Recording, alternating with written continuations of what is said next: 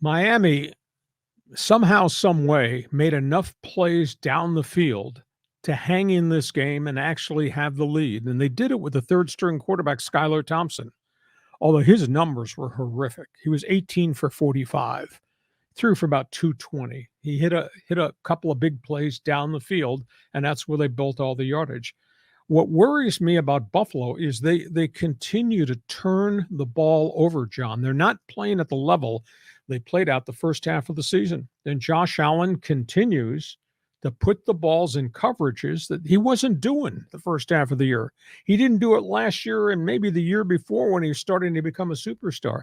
So I just don't understand where his mindset is in terms of why are you throwing that pass into that type of coverage? Heck, if I can see it on TV, why can't you see it in the pocket? I mean, the turnovers and the red zone turnovers to me are really, really alarming because red zone, that's gold. You got to score touchdowns, especially when you're playing other really, really good teams. Buffalo's defense did bail them out finally. Allen wound up with a pretty decent statistic day.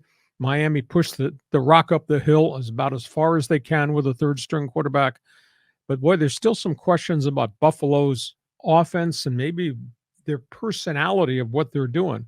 Or maybe that's just offset because they got two running backs that are doing a lot of good things, and they got Stephon Diggs and the receiver on the other side, and that tight end's catching touchdown passes against them. Maybe it's much ado about nothing. Maybe it's me worrying about what the quarterback's doing when the reality is, boy, do they have a lot of weapons.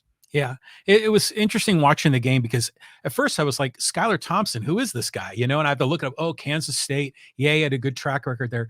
There were times that he looked like he was completely overwhelmed. Yes. But then every once in a while, man, he'd connect on a pass. You're thinking, hey, maybe there's something here. But as far as Buffalo goes, you're right. Josh Allen, we joke about how there's a little Wyoming still in him. But sometimes, though, he can they talk about it on television. It's just a flick of the wrist, and this beautiful pass will emerge from him. So he just has magic in him, and he just got to kind of take care of the demons, and I think he could be great. Well, they're going to be playing at home this coming weekend. We'll talk more about that on our next podcast next